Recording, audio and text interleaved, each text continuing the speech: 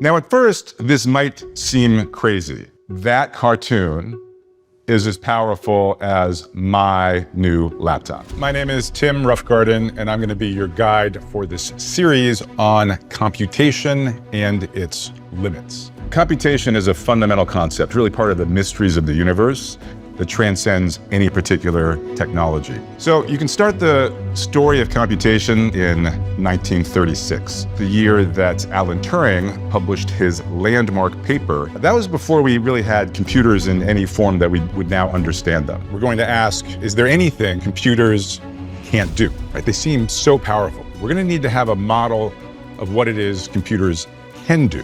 So I'm going to introduce you to a famous such model known as a Turing machine, show you Turing's original arguments that indeed there are problems which are fundamentally unsolvable by computers. This is not a limitation of 2026 technology.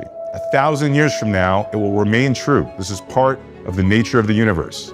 You might ask, is this even still relevant, given that generative AI and LLMs seem to be radically transforming technology and computation as we know it? What survives when our best abstractions are stress tested by new technology? It's a pretty awesome list, actually, I think. So I'm excited.